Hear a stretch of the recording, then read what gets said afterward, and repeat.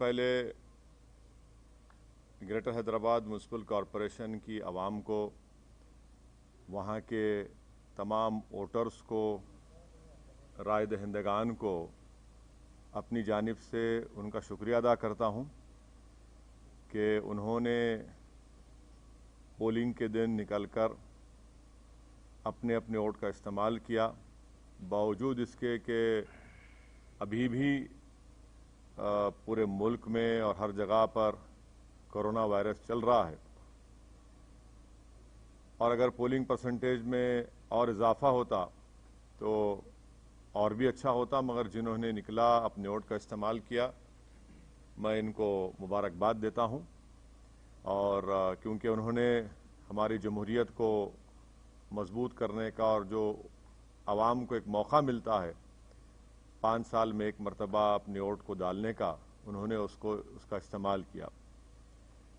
दूसरी जानिब में साथ ही साथ हमारे पार्टी के तमाम मेंबर्स का, अराकीन का दिल की गहराइयों से उनका शुक्रिया अदा करता हूं कि बड़ी मेहनत और जुस्तजू उन्होंने की, और साथ ही साथ जो 44 बल्दिया के कॉरपोरेटर्स डिवीजन्स पर मंजलिस के उम्मीदवारों को कामयाबी मिली, मैं वहाँ के तमाम वोटर्स को, राह दहिंदगान को, वहाँ के बुजुर्गों को, इज्जतदार माँ और बहनों को, गयूर नौजवानों को उनका शुक्रिया अदा करता हूँ। और साथ ही साथ मैं ये बताना भी चाहूँगा कि MIM की जो कामयाबी हुई है, 5 साल पहले भी हमारे पास 44 कॉरपोरेटर्स थे, और जब हम 60 म्यूनसिपल वार्ड्स पर इंतखाबात में हिस्सा लिया था, अब के बार हमने 51 म्यूनसिपल डिवीजन्स पर हमने इंतखाबात में हिस्सा लिया, और उसमें से हमने 44 म्यूनसिपल सीट्स पर कामयाबी हासिल की। मैं हमारे तमाम पार्टीज़ के MLAs का, पार्टी के ब्रांच प्रेसिडेंट्स का, बूथ प्रेसिडेंट्स का, इन सब का शुक्रगुजार हूं कि हम तमाम ने मिलकर टीम वर्क की, और ना सिर्फ इलेक्शन कैंपेन के दौरान बल्कि MIM पार्टी साल के 12 महीने अवाम के दरमियान में रहती है, और उनके दरमियान में रहकर उनके अच्छे में, उनके बुरे में, उनके तकलीफ में, उनकी खुशी में उनका साथ देती है। इसीलिए कि हमारा ये कांस्टेंट अवाम के दरमियान में रहना, उनसे मुलाकात करना, अवाम को दस्तयाब रहना, या जिसको अंग्रेजी में कहते हैं एक्सेसिबल रहना, वो भी हमारी कामयाबी में एक बहुत बड़ा रोल अदा किया। साथ ही साथ जब 3 महीने लॉकडाउन था, उस दरमियान में MIM पार्टी की तरफ से लॉकडाउन में गरीब अवाम की खिदमत करना, उनमें तमाम रेशन किट्स को उनमें जाकर उनको पहुंचाना घर तक, पेशेंट्स जो बीमार पड़ रहे थे उनके लिए अस्पताल में इंतज़ाम करना, और फिर जो हैदराबाद में 100 साल के बाद इतनी ज़्यादा बारिश आई, उस 2-3 दिन के अंदर जो MIM के तमाम जिम्मेदारान ने मेहनत की और बाद में हमने उनको जो रिलीफ पहुंचाया, यकीनन वो भी इसमें बहुत बड़ा रोल अदा किया। बहरहाल मैं तमाम अपने पार्टी के जिम्मेदारों का, और ये हमारी कामयाबी पूरी में हमारे पार्टी के मेंबर्स को क्रेडिट जाता है, और उन तमाम वार्ड्स के वोटर्स को क्रेडिट जाता है।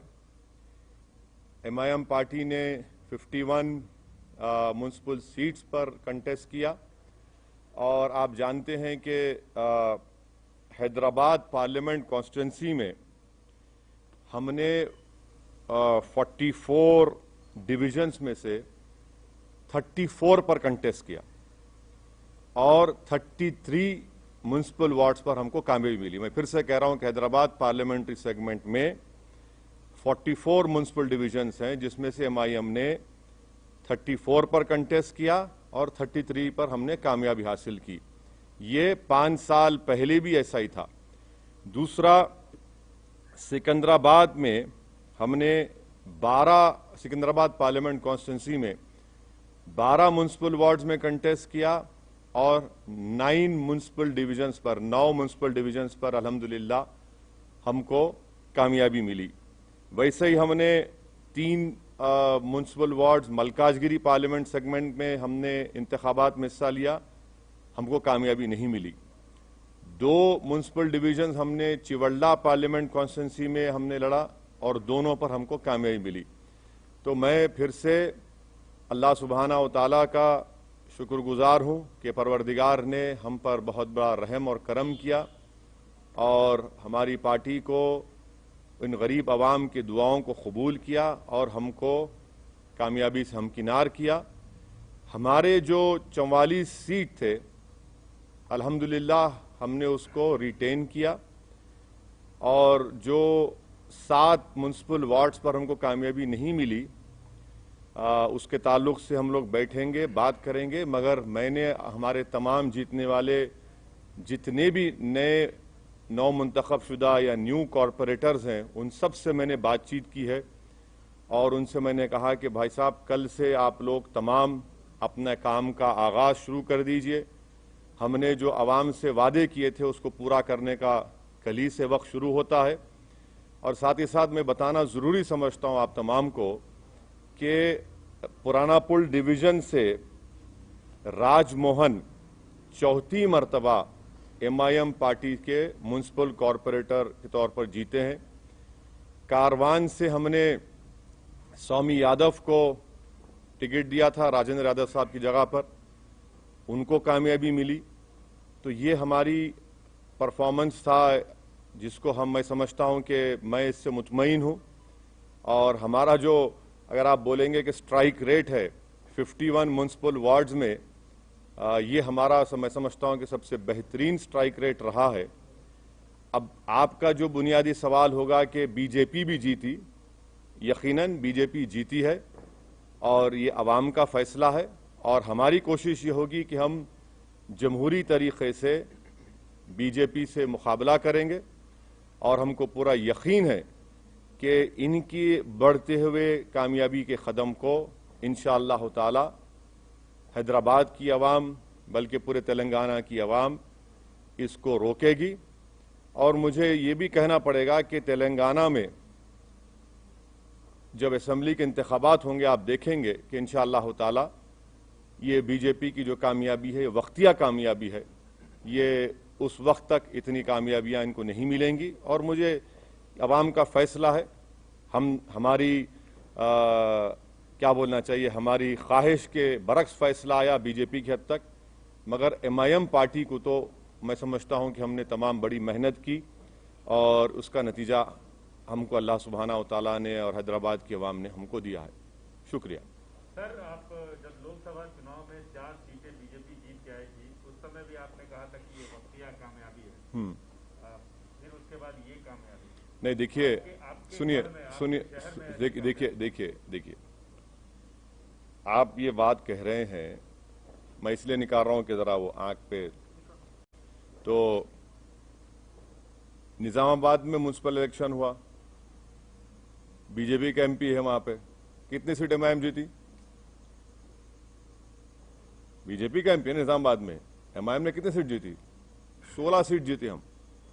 तो आपको बता रहा हूं कि होगा, ये इलेक्शन का वर्डिक्ट है, म्युनिसिपल इलेक्शन है, थोड़ा ऊंच नीच होती है। और मुझे यकीन है कि मैं तो प्रिवी नहीं हूं, ना मुझे इख्तियार है TRS पार्टी पर बोलने का, मगर मुझे यकीन है कि ये लोग देखेंगे क्या करना चाहिए, क्या सही करना चाहिए, कितना अच्छा करना चाहिए, उसको देखेंगे, मगर उनके पार्टी का मसला है। सर, अभी मेयर और डिप्टी मेयर के लिए ये बात आती है कि आप किसको सपोर्ट करेंगे, क्योंकि आपका सपोर्ट का प्रसाद साहब जरा थोड़ा खुशी का मौका है, थोड़ा आज तो एक रात छोड़ दो आप।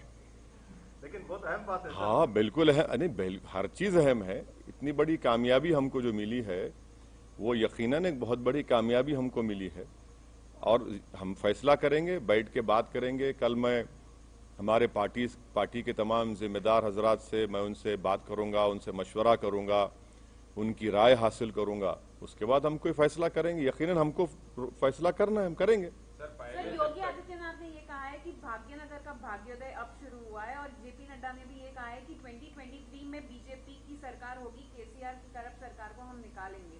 तो आप उस पर कैसे देखते हैं? अब जाहिर है ये तो इस तरह की बातें करेंगे ना भाई। जहां पर योगी आए थे क्या हुआ, टाइटाई हो गए। सर्जिकल स्ट्राइक बोले थे ओल्ड सिटी के ऊपर, अब डेमोक्रेटिक स्ट्राइक हो गया बीजेपी के ऊपर। ये तो डेटा आपके सामने है, एम्पिरिकल एविडेंस आपके सामने है।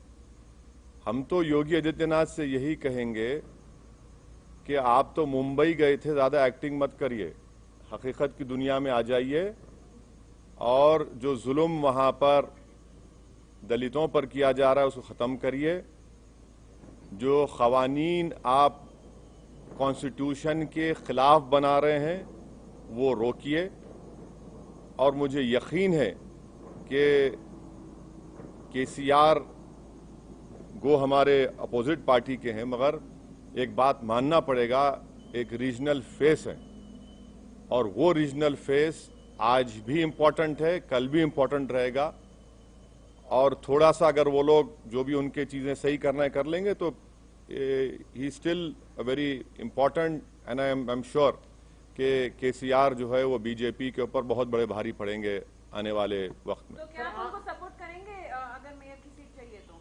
मैं अभी आपसे कहा हूं मैडम कि जरा थोड़ा सांस लेने दीजिए, थोड़ा हमको अपनी इतनी बड़ी कामयाबी हमको मिली है, थोड़ा हमारे तमाम पार्टी के जिम्मेदारों से हमको अपनी उनकी खुशी का हिस्सा बनने दीजिए।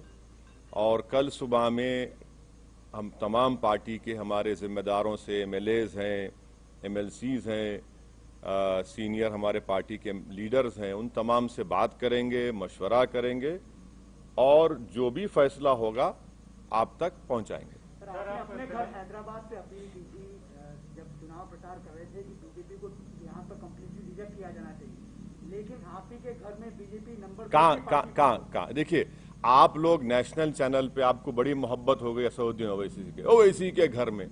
मेरे घर में कौन जीता? हम तो कह रहे हैं कि मेरे अंगना में तुम्हारा काम ही नहीं है। अरे ना, आप देखे सुनिए, आप बताइए, चलिए मेरे घर में कहाँ जीते? नहीं आप नहीं सुनिए एक बात सुनिए। आप जब कह रहे हैं तो आप बताइए कौन सी जगह पर। हम तो जहां योगी गए वहां हराए, जहां अमित शाह आए वहां हारे। आपने कहा था पुराने शहर में सर्जिकल स्ट्राइक करेंगे, हमने कहा डेमोक्रेटिक स्ट्राइक करेंगे, डेमोक्रेटिक स्ट्राइक हो गया। अब नेशनल मीडिया को बीजेपी के बाजा बजाने का इतना शौक है तो बजाइए आप, मगर हमारे कंधे पे रखकर बाजा मत बजाइए। आप खुलकर कहिए कि हम बीजेपी की बैंड पार्टी हैं, हम बाजा बजा रहे हैं।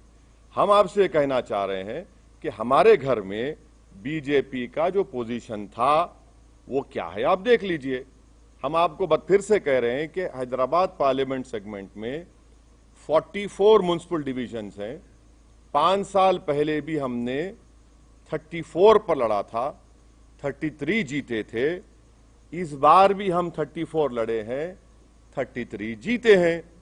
अब आप बताइए, आप लोग तमाम माशाअल्लाह से आइंस्टाइन के करीबी दोस्त हैं, मैथमेटिक्स में आप लोग बहुत अच्छे हैं, हम तो वीक हैं, इसीलिए हम पॉलिटिक्स में। आप बता दीजिए कि ये नंबर सही है गलत है। सर आप हमेशा हैदराबाद और तेलंगाना की जो फैब्रिक है, गंगा जमुनी तहजीब है, उसकी वकालत के मद्देनजर आप बीजेपी और फिरका परस्त ताकतों को रोकने की बात करते रहे हैं। उसी के मद्देनजर आप केसीआर को भी सहयोग करते रहे हैं कई चुनाव में, मतलब लोकसभा और विधानसभा में। तो इसमें तो नहीं था ना कोई अलायंस हमारा। नहीं, इसमें नहीं था। तो क्या थैंक यू। बीजेपी को रोकने के लिए जैसे आप वकालत करते हैं तो क्या आगे हाथ मिला सकते हैं? क्योंकि जो ये आंधी है, जैसा बीजेपी, आप आंधी बोलते? हाँ, बीजेपी आसमान देखिए कितना साफ है, इतना अच्छा मौसम है, ना हवा। देखिए सुनिए, ये लफ्ज आंधी का क्या मतलब? अरे भाई, अगर आंधी होती तो एमएलसी क्यों हार गए महाराष्ट्र में? महाराष्ट्र में हार, अरे ठीक नहीं जी, अरे भाई आवाम का फैसला है, मगर जरा अल्फाज का इस्तेमाल जो है ना, जरा उसके ऊपर देख कर करिए। आंधी कहाँ आंधी है भाई? अरे भाई, तूफान आपके सामने बैठा हुआ है, आप कहाँ आंधी की बात कर रहे हैं? सर, अब चार मीनार की तो बात हो गई, क्या आप कोलकाता के हावड़ा ब्रिज पर कूच करेंगे सर? नहीं, इलेक्शन लड़ना तो प्रसाद साहब मेरे लिए जरूरी है। मैं जब तक जिंदा रहूंगा मैं इलेक्शन लड़ता रहूंगा, और मुझे जीतने से या हारने से कोई मतलब नहीं है, मुझे लड़ने से मतलब है और मैं लड़ूंगा। अब रहा सवाल, आपके सवाल का जो स्पेसिफिक जवाब है, अब इलेक्शन से हम लोग थोड़ा हैदराबाद के इलेक्शन से फारिग हो चुके हैं, अब बैठ के बात करेंगे आने वाले एक 6-7 दिन में, और फिर इंशाल्लाह फिर अपना सफर शुरू रहेंगे। सर यही फॉर्मूला आप वेस्ट बंगाल में, मतलब आपने कहा था हर नहीं, सोमित देखिए, मैं आपके सामने कई मर्तबा इन पर्टिकुलर आपके तमाम से कहूं कि केरला में और आसाम में मैं नहीं जाऊंगा। ये मेरा एक डिसीजन है और हम उसके पाबंद हैं। वहां पर बदरुद्दीन अजमल साहब की AIDUF है, IUML केरला में है, हम वहां जाकर उनको डिस्टर्ब नहीं करेंगे। अगर कभी उनको गलती से मेरी जरूरत पड़ गई मुझ जैसे दीवाने की, तो वो मुझे कॉल कर ले, मैं आ जाऊंगा, नो प्रॉब्लम। सर मतलब सर बीजेपी ये भी कह रहा है, सर ये बीजेपी ये भी, सर बीजेपी नहीं, मैं केरला और आसाम की बात कर रहा हूँ। वेस्ट बंगाल, तमिलनाडु में तो लास्ट टाइम लड़े हम लोग, एक सीट लड़े थे, वानियमबाड़ी की सीट लड़े थे हम लोग एक, बिल्कुल तमिलनाडु में लड़ेंगे, क्यों नहीं लड़ेंगे? सर बीजेपी इधर भी वो राइट साइड बहुत हो गया, लेफ्ट विंग भी है, लेफ्ट साइड भी है। सर बीजेपी ये क्लेम करता रहा कि MIM का और मेनली जो TRS का अलायंस है, मतलब इश्यू बेस्ड जो सपोर्ट था वो रूम के अंदर ही रहा है।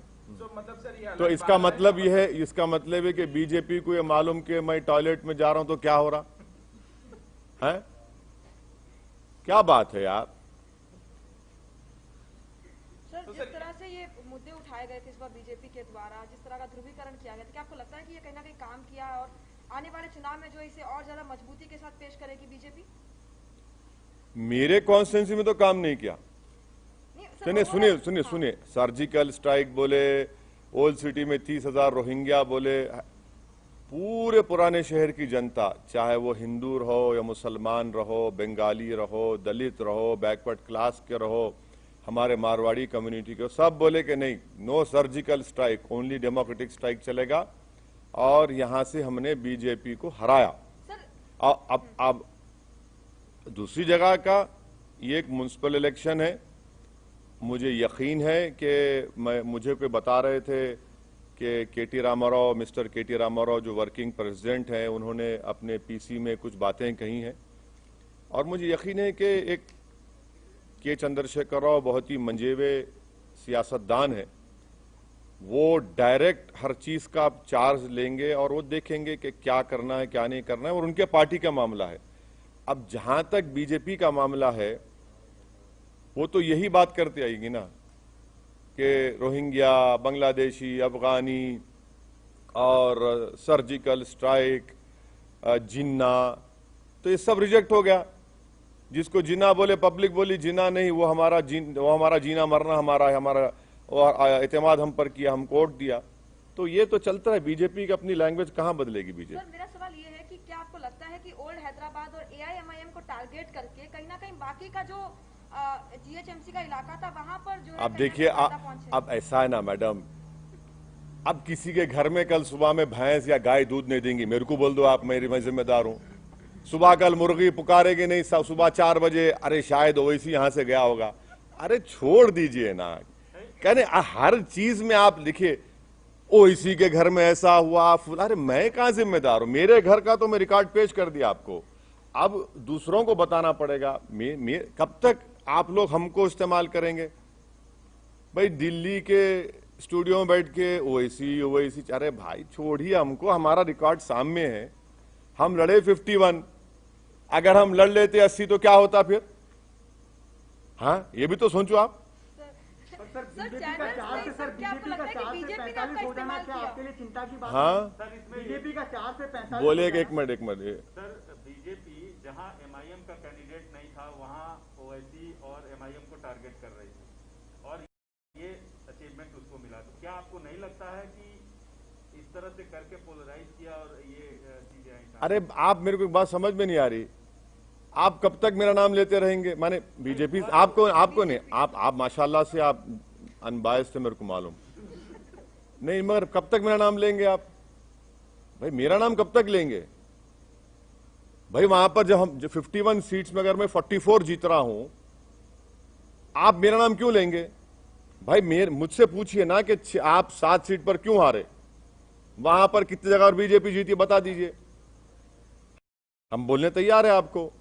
मगर हर जगह पर असदुद्दीन ओवैसी एमआईएम करना गलत है। वो नहीं, मैं जो भी कर रहे हैं वो गलत है, और अगर कर भी रहे हैं तो उनका नेगेटिव वोट है, वो कभी भी चेंज हो जाएगा, देखना आप। सर जिस पार्टी की आप अरे उनको बोले दो हमारे। सर अगर आप टीआरएस से हाथ मिलाते हैं जीएचएमसी इलेक्शन में, आप टीआरएस के पास जाएंगे या टीआरएस आपके पास बुलाएंगे? हाथ मिलाते जीएचएमसी इलेक्शन में अभी जो हुआ है चुनाव में, सर अभी तो फंस गया ना मामला, अभी फंस गया ना सर? फंस गया? हाँ सर, एक्स ऑफिशियो वोट पे अगर डालेंगे तो हाँ? फंस ही गया ना सर। अगर उनके पास तो 30 एक्स ऑफिशियो वोट्स है, अगर वो भी मिलेंगे तो कार फंस की ही गया ना चाबी मामला। कार की चाबी और स्टीयरिंग आपके हाथ में है। नहीं, मैं आपसे रिक्वेस्ट कर रहा हूं, मैं मेरी गाड़ी में बैठो आप। आजकल तो लोग हमारी गाड़ी में रोक के हाथ मिला रहे हैं, उसको भी आप लोग चला रहे, वायरल बना रहे। अरे क्या बात है, कोई बात है? अरे कोई नहीं है, नहीं, हमारी गाड़ी अलग है, उनकी गाड़ी अलग है। क्या हम क्या भूखे फकीर है? गाड़ी नहीं है हमारे पास, मोटरसाइकिल है, मोटरसाइकिल फिरा। अरे क्या बात कर रहे हैं आप? क्या? सुनिए एक बात सुनिए, ये पूरे इलेक्शन कैंपेन में मैं खुद अपनी मोटरसाइकिल पर 650 किलोमीटर फिरा हूं। अब बोलो आप। और 65 पब्लिक मीटिंग एड्रेस किया मैं। अब रहा सवाल कि आपका इनडायरेक्ट नहीं, मेरी गाड़ी अच्छी है। मैं आप तमाम को दावत दूंगा, अगर बैठना है तो आइए, लिख जाता हूं आपको, हैदराबाद का दिखाता हूं आपको। जहां तक मेयर डिप्टी मेयर का सवाल है, आप टाइम दीजिए, कल मिलेंगे, थोड़ा खुशी का मौका है, थोड़ा उसको एंजॉय।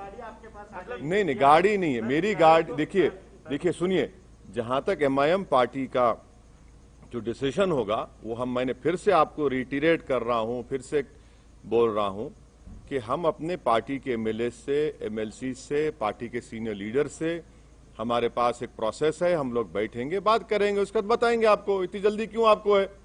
हेडलाइन न्यूज आप जब बनाइए, अभी क्यों बनाएंगे? सर खुशी का मौका है सर, आपके लिए खुशी का मौका है, बहुत खुश हैं।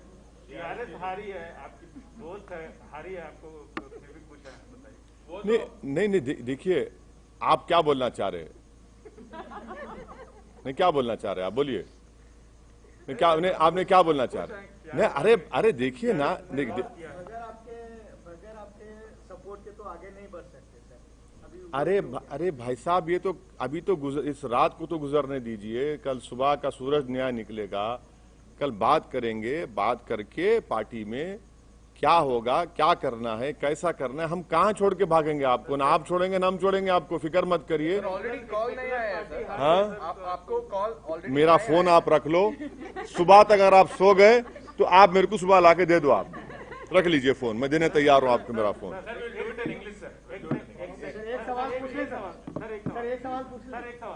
एक सेकुलर पार्टी लॉस की है, उसका आपको दुख है या खुशी है? हाँ, एक सेकुलर पार्टी लॉस की है यहाँ पे। नहीं, मैं आपसे कह रहा हूं ना कि यकीनन मुझे इस बात का पूरा यकीन है कि के चंद्रशेखर राव एक ना सिर्फ तेलंगाना बल्कि साउथ इंडिया का एक बहुत बड़ा पॉलिटिकल चेहरा है, और वो जब सामने आएंगे और आ रहे हैं, वो देखेंगे उनकी पार्टी का मसला है, क्या क्या हुआ, क्या नहीं हुआ, क्या करना चाहिए, कैसा करना चाहिए। टीआरएस अभी भी तेलंगाना में रूलिंग पार्टी के साथ साथ एक फॉर्मिडेबल पॉलिटिकल पार्टी है, और एक तेलंगाना की जो रीजनल सेंटिमेंट है वो उसको रिप्रेजेंट करती है। उस बात को आपको समझना है, और यकीनन उनको नहीं मिली, वो नियरली 42-43 सीट्स पर उनको नाकामी मिली। मुझे यकीन है कि केसीआर इसको देखें, क्योंकि उस आदमी का पॉलिटिकल जर्नी मैं जानता हूं। जब मैं एमएलए था अकेला असेंबली में, जब से इनको देख रहा हूं, वो देखेंगे। सर जिस पार्टी की आप मुखालिफत करते हैं, सर एक सवाल ले लीजिए। अब ये आप कुछ पूछना चाह रहे हैं मैडम? एक सवाल सर, जिस पार्टी की आप मुखालिफत करते हैं, वो पार्टी जो है 4 से 45 हो जाती है सर। आप असदुद्दीन ओवैसी इस बात से चिंतित नहीं है सर? क्या असदुद्दीन ओवैसी इस बात से चिंतित नहीं? अच्छा, इंग्लिश में बोलिए, इंग्लिश में। So today the results of GHMC municipal elections have come out. I want to thank the people of Greater Hyderabad Municipal Corporation and all the people who have come out and voted on the polling day. I was hoping and expecting that the polling percentage would be more higher, but anyway, the people have come out and voted, and I'm very grateful and thankful to them that despite COVID and Corona still being there, they have come out and voted for their respective political parties. I am thankful to the Almighty Majestic Allah Subhanahu wa Ta'ala for His great blessings, and I'm also thankful to the people of Hyderabad, the voters of those 44 municipal wards where MIM party could regain them. I'm extremely thankful, and I have no words to thank my party members, my MLAs, my MLCs, my colleague from Imtiaz Jalil who had come down and campaigned here, and to all of them whose hard work, Alhamdulillah, Allah Subhanahu wa Ta'ala and the people of Hyderabad have rewarded us. We were able to retain the 44 municipal wards out of the 51 we had contested, and this is the highest strike rate of a political party. And let me also please remind you that 5 years ago, MIM had contested 60 municipal wards and we could win 44. This time we contested 51, we could win 44. And to all the national channels, I would urge them to listen to what I am telling now, that in the Hyderabad Parliament constituency, which also includes the heart of Hyderabad, जिसको हम बोलते धड़कता हुआ दिल of Hyderabad, where BJP said we'll do a surgical strike, the people of Old City have done a democratic strike on the BJP and Sangh Parivar. In the Hyderabad Parliament constituency, there are 44 municipal wards. MIM party contested 34 and we won 33. This is the same number which we contested 5 years ago, and now it is the same number. In Chivalla Parliament constituency, we contested 2 municipal wards. We again retained them, Alhamdulillah. In Malkajgiri Parliament segment, we contested 3 municipal wards. We could not win.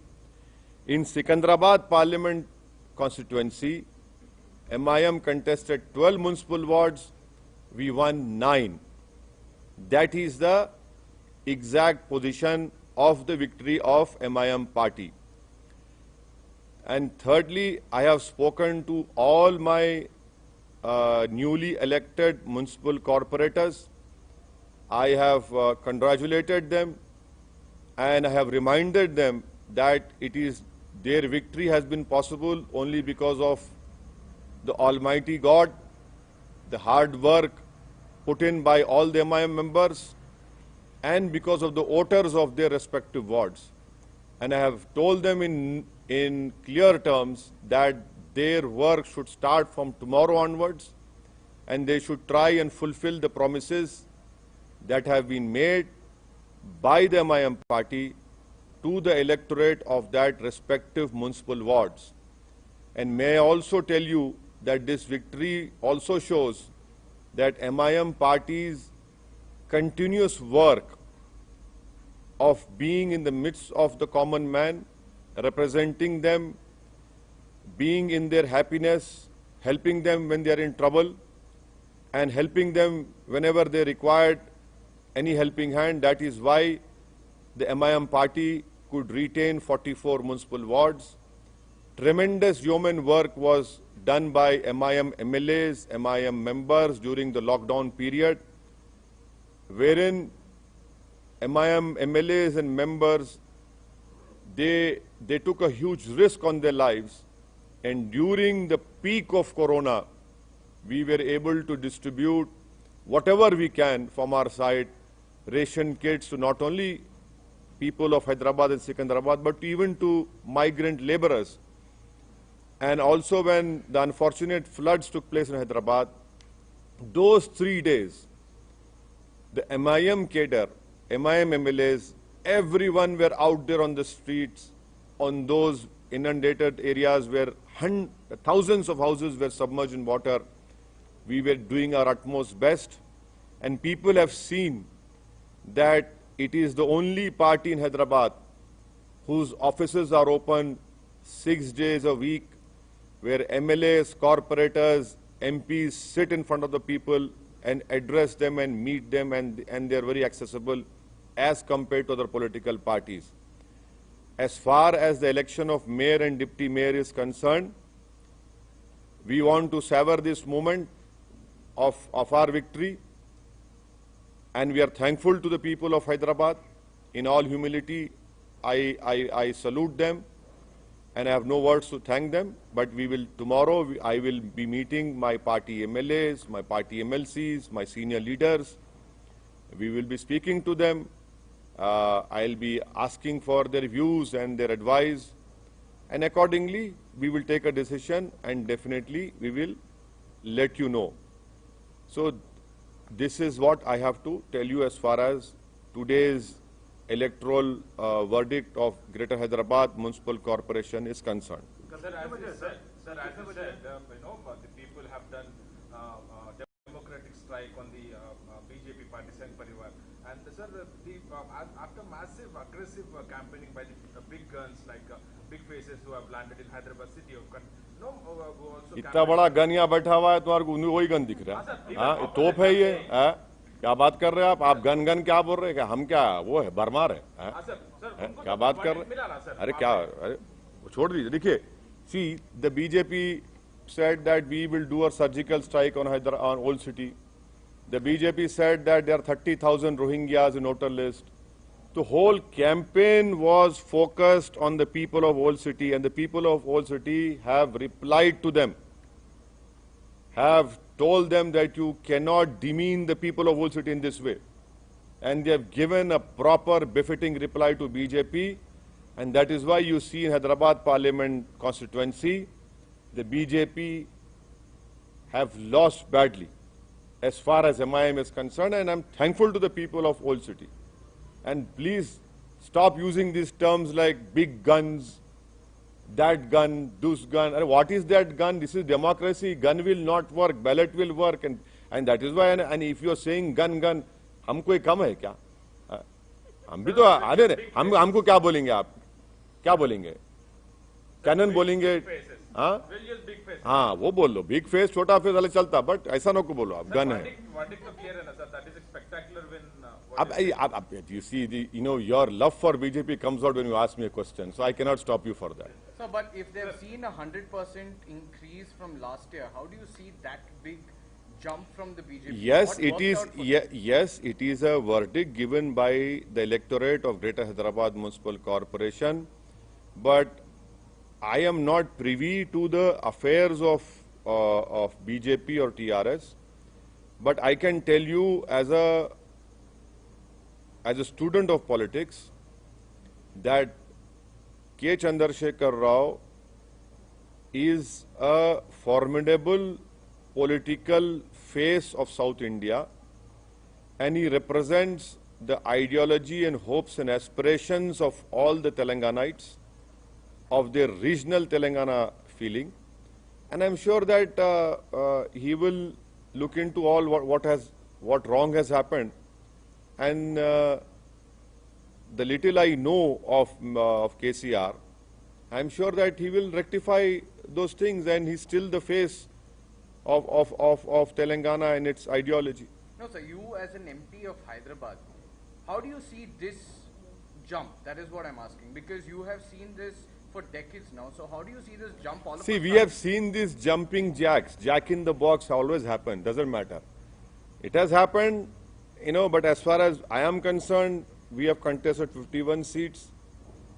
So what is that saying? One bird does not make a summer. So it doesn't matter.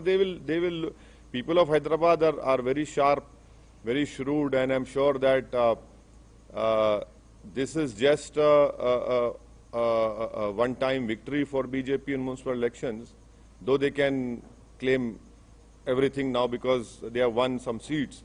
But definitely in the long run, you will see that things will definitely improve, and their increase, which you are saying, jump and whatever it is, but it will not, it will come down. Sir, well, this formula will be implemented in the West Bengal, as you also said about Assam and Kerala and Tamil Nadu. Just also say that. No. As far as contesting in West Bengal is concerned, I'm free from the elections of GHMC. I will speak to my people from West Bengal, and then we'll decide what is wrong in contesting. You must contest elections. A political party must contest elections. We know. See, I am not afraid of losing elections.